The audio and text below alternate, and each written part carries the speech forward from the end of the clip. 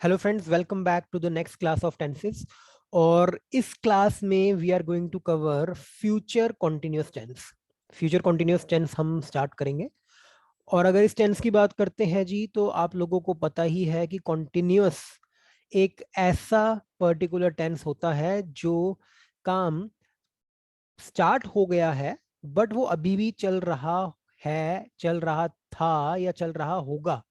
अगर फ्यूचर की बात है, आपको पता है कि तो वो कहीं ना कहीं काम होगा, फ्यूचर में, भविष्य में चल रहा होगा। तो इसकी एंडिंग बड़ी क्लियर है कि एक ऐसा टेंस, अगर आप एक ऐसा सेंटेंस अपने दिमाग में सोच रहे हो जिसके एंड में रहा होगा, रही होगी या रहे होंगे आता है, तो definitely you are talking about future continuous tense.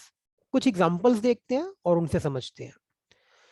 Ram cricket खेल रहा होगा, सीता बाजार जा रही होगी, राम और सीता कक्षा के लिए जा रहे होंगे। तो क्लियरली जा रहे होंगे, 2 घंटे बाद जा रहे होंगे, कल को जा रहे होंगे। तो कोई भी बात है फ्यूचर की है और उस वक्त वो काम वो कर रहे होंगे। उस वक्त उन्होंने वो काम कंप्लीट नहीं किया है, उस वक्त वो कंटिन्यूटी में होगा, इसलिए ये फ्यूचर कंटिन्यूअस टेंस है। अब इसको अगर इंग्लिश में कन्वर्ट करके देखते हैं तो Ram will be playing cricket, Sita will be going to market, Ram and Sita will be going for class. तो रूल क्या बनता है? पहले तो हमें पता ही है कि हमारे सब्जेक्ट क्या होते हैं। काफी बार हम लास्ट क्लासेस में भी सब्जेक्ट, वर्ब और ऑब्जेक्ट को डिस्कस कर चुके हैं, तो जल्दी से रूल पे आते हैं। तो रूल की बात अगर हम करते हैं तो बड़ा ही सिंपल रूल है। सबसे पहले आपका सब्जेक्ट आ जाएगा, देन विल। इसके बारे में मैंने लास्ट क्लास में ही बताया था, फ्यूचर की जो हमारी क्लास थी सिंपल फ्यूचर की, कि आप सिंपल विल का यूज कर सकते हो, शेल का यूज आपको करने की कोई जरूरत नहीं है। अब साथ में आप लगाएंगे बी।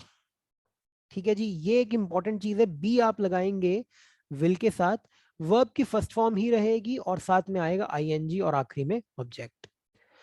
कॉन्टिन्यूअस टेंस चाहे प्रेजेंट का हो, चाहे पास्ट का हो, चाहे फ्यूचर का हो, वर्ब की फर्स्ट फॉर्म और आईएनजी तीनों के तीनों केस में आपका आता है।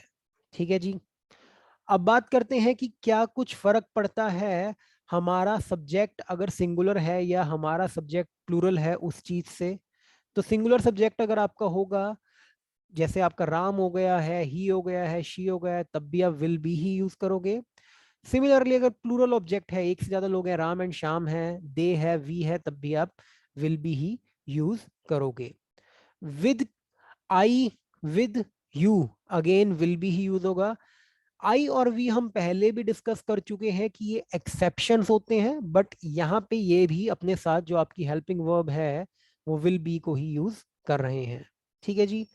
अब टाइप ऑफ सेंटेंसेस पे जल्दी से आते हैं। तो एफर्मेटिव का तो केस हमने डिस्कस किया ही है कि सिंपल रूल अपना रहता है, राम क्रिकेट खेल रहा होगा, तो राम हमारा सब्जेक्ट आ गया, विल बी आपका सपोर्टिंग और हेल्पिंग वर्ब आ गई, प्ले वर्ब की फर्स्ट फॉर्म और उसके बाद आई एन जी प्लेइंग हो गया, और आखिरी में आपका क्रिकेट तो हो ही गया है ऑब्जेक्ट। ठीक है, इसी तरीके से बाकी दोनों सेंटेंस भी, सीता बाजार जा रही होगी, सीता विल बी, सीता हमारा subject, will be going verb की first form plus ING to market object. Last में Ram and Sita will be going for class, Ram and Sita ये आपका क्या हो गया है, सब्जेक्ट हो गया है, will be going for class, कहीं ना कहीं विल बी आपका सपोर्टिंग हेल्पिंग वर्ब है, गोइंग गो के साथ आईएनजी, क्लास आपका ऑब्जेक्ट। तो रूल आपका ये हम पहले भी बना चुके हैं। नेगेटिव में आते हैं तो कुछ ज्यादा चेंज नहीं है, सिर्फ नॉट आ जाएगा और कुछ भी नहीं होगा। राम क्रिकेट नहीं खेल रहा होगा, Ram will not be playing cricket. Sita बाजार नहीं जा रही होगी, Sita will not be going to market. Ram and Sita will not be going for class, और कक्षा में नहीं जा रहे होंगे। तो डिफरेंस किस चीज का है? सिर्फ और सिर्फ इस नॉट का डिफरेंस है, और सारा का सारा रूल सेम रहता है अगर आप बात करते हो फ्यूचर कॉन्टिन्यूअस के नेगेटिव की। नेक्स्ट पे आते हैं इंटेरोगेटिव पे। इंटेरोगेटिव हमें पता है क्वेश्चन मार्क आएगा एंड में, इंक्वायरी हो रही है, क्या राम क्रिकेट खेल रहा होगा? अब देखिए इसके अंदर बिल्कुल छोटा सा चेंज है, ठीक है, इस चीज को अपने को समझना है। बिल्कुल छोटा सा चेंज हम कर रहे हैं इसके अंदर।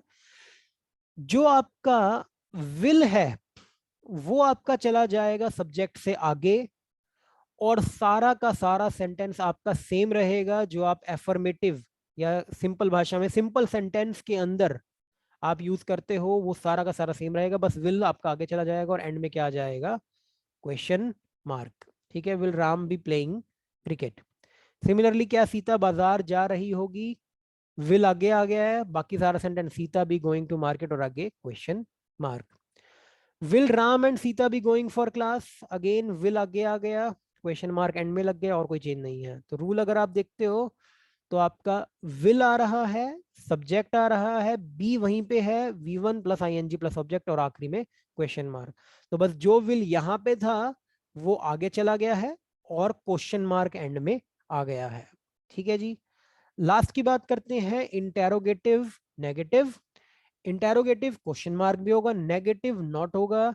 क्या राम क्रिकेट नहीं खेल रहा होगा, तो क्वेश्चन मार्क वाले केस में हमने अभी बात करी थी कि विल आपका सब्जेक्ट से आगे चला जाता है, और नेगेटिव के केस में क्या आ जाता है, आपका नॉट आ जाता है।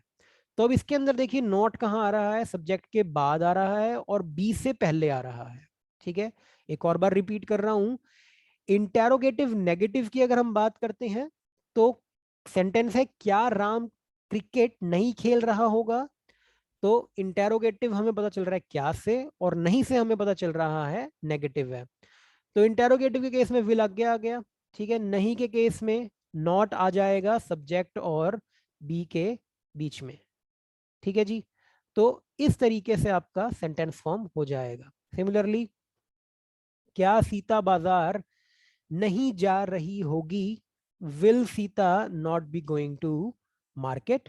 Similarly will Ram and Sita not be going for class, will आपका आगे आ गया, नॉट आपका सब्जेक्ट जो यहाँ पे राम एंड सीता कंबाइंड है वो है, और उसके बाद बी और राम और सीता के बीच में आपका आ गया है नॉट। तो फाइनल रूल इसका बन जाएगा will plus subject plus not plus be plus verb की first form plus ING plus object और एंड में क्वेश्चन मार्क। तो इस तरीके से कंप्लीट हमारा फ्यूचर कॉन्टिन्यूअस टेंस ये चलता है। तो अगर आपको किसी भी तरीके से किसी भी टेंस में या कोई पुरानी क्लास में कोई डाउट है तो आप कमेंट में अपना डाउट सॉल्व कर सकते हैं क्वेश्चन पूछ के। So this is all about today's class. Thank you so much, keep learning.